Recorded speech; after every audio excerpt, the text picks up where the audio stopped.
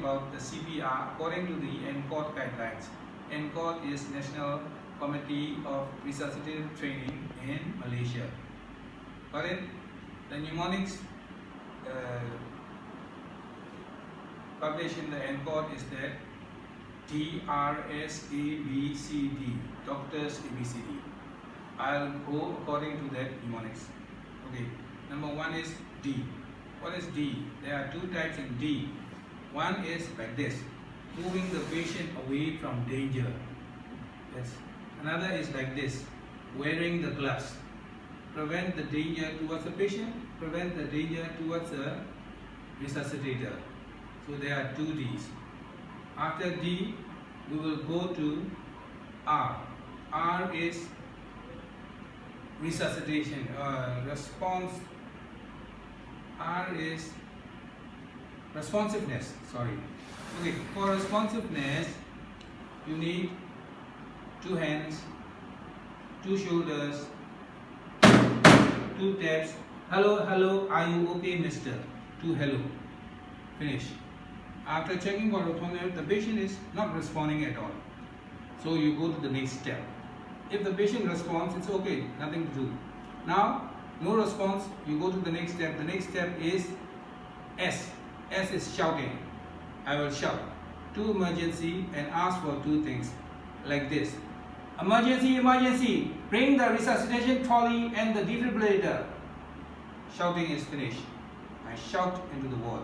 This happens in the hospital ward. Okay, after that shouting, it will be A. A has got two important things. A is airway. I must open the airway in a supine unconscious patient. So with one hand, the palm on the forehead, it pushes the head backwards, and the other hand, two fingers, it hooks the chin up. This is called head tilt and chin lift. By doing that head tilt chin lift, the tongue is pulled up forwards and the airway opens. After airway opens, after A it will be B. So like this, head tilt chin lift, your head will be like this, looking at the chest wall. Whether the chest wall rise or not, rise and fall. And feel for the air coming out from the nose and mouth towards your cheek. No feeling, no rise, and no breath sounds means that there is no breathing.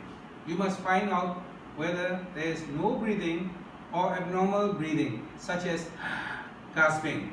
Okay, finish. If you find no breathing or abnormal breathing, you go to the next step, C.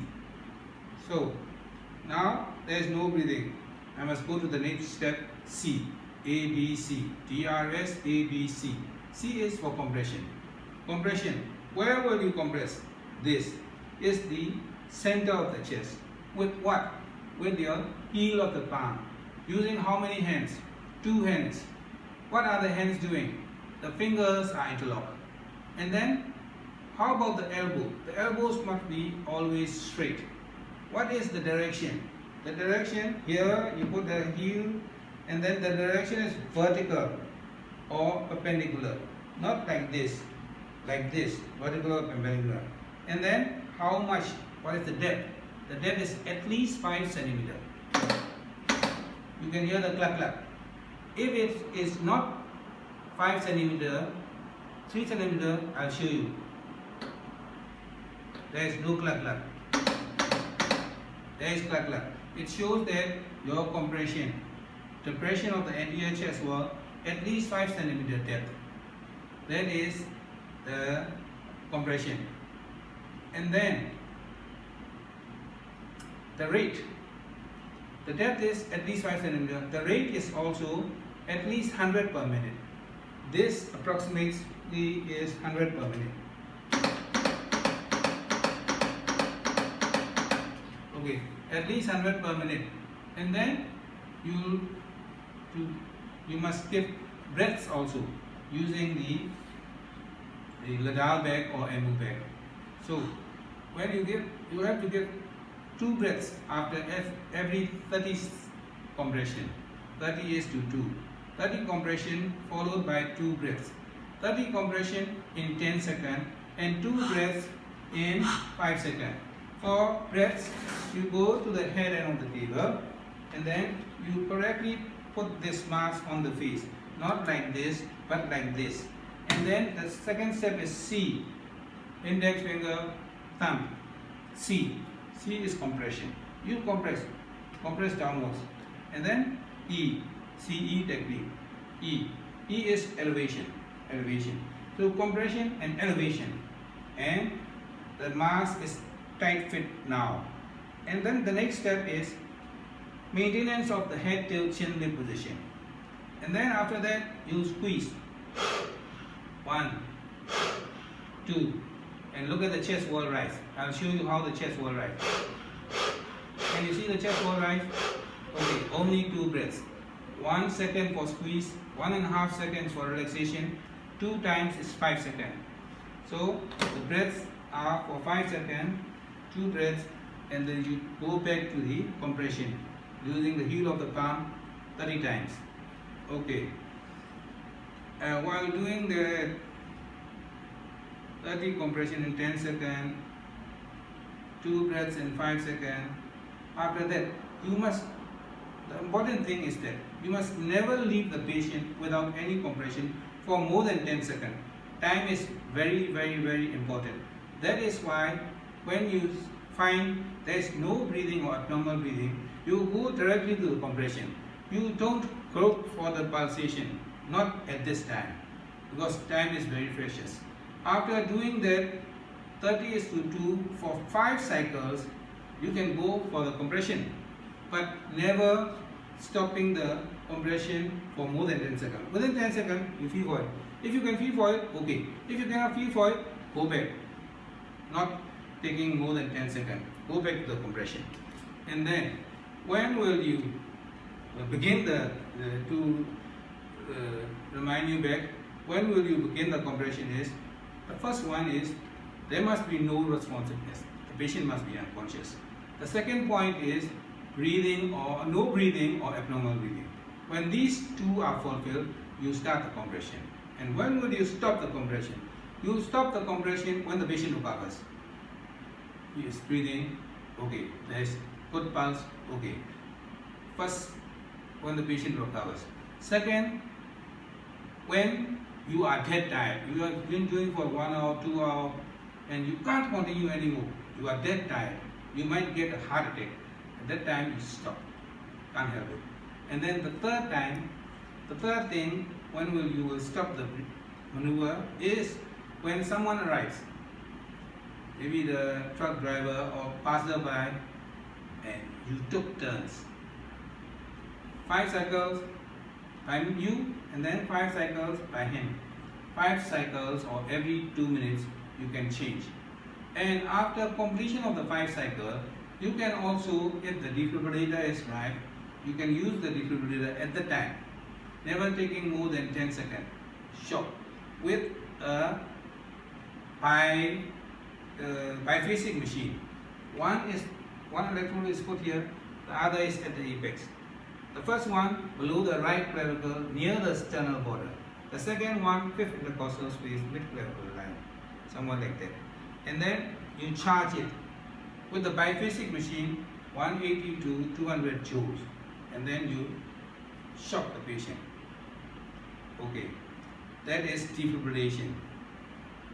And defibrillation will make the patient recover from 2 out of 3 types of ECG in this patient.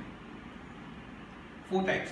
The 4 types are: number 1, asystole; number 2, pulseless electrical activity, PEA, or otherwise known as electromechanical dissociation, in which the ECG is okay. In the asystole, the ECG is straight line. In the PEA or EMD, the ECG is normal. And then the third type is ventricular tachycardia, accelerated ventricular tachycardia, or otherwise known as pulseless ventricular tachycardia. If you find this ECG, it will respond to defibrillation. The final is ventricular fibrillation. In the third and fourth type, the patient will respond to shock therapy.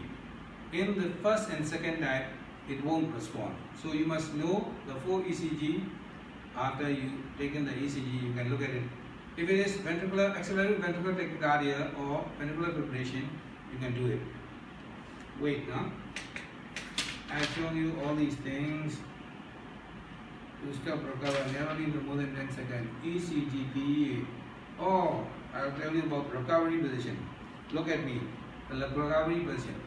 When the patient recovers, ENCOG says that it is ROSC, ROSC, return of spontaneous circulation.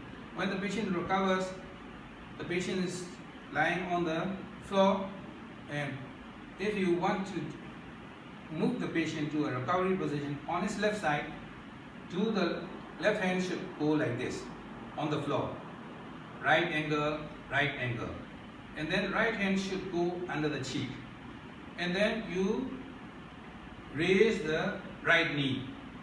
After raising, you roll it onto the left side. If it is on the right side, right hand vertical 90-90, and then left hand, it will go like this, and you will raise the left knee and roll it. So that is how you will do a recovery position in a supine patient. And then head and squeeze on it. It's okay. And then you must know something about COCPR, compression only CPR, without the need for doing the back mass ventilation. If this is not available, you just compress. And research has shown that nearly as effective as conventional CPR using the back mass ventilation. So even if you didn't ventilate the patient, you just go on pumping and it will save the life, but to a little bit lesser percentage than conventional CPR. Everybody must know it, because otherwise laymen won't like to blow into a stranger's mouth. The patient may be alcoholic or whatever, they bad smelling or something like that. They don't want to touch. They are afraid of infection, especially HIV. HIV can be transmitted through saliva. Okay, so you must educate everybody that COCPR, compression only CPR, nearly as effective as conventional CPR, and we must do it. And without this, you can use another technique which is known as expired air ventilation, mouth to mouth, kiss of life. Mouth to mouth is like this. Pinch the nose, head to chin position, mouth to mouth, then blow. Once again, relax one another. Once again, relax one another. And people won't like to do this. So you must educate them about compression only CPR. Mouth to mouth ventilation, you are blowing your expired air. Your expired air contains oxygen 60%, which is better than oxygen 0% that it is getting now. It is less than 21%, but it is better than 0%. So it is good. And then mouth to mouth ventilation has got carbon dioxide, nearly 5%. It will go into the patient. Carbon dioxide is good for this patient because this patient has respiratory arrest. It needs stimulation of the respiration. So high level of carbon dioxide and low level of oxygen are better than nothing. That is about mouth to mouth ventilation. Okay, let us stop now. Thank you.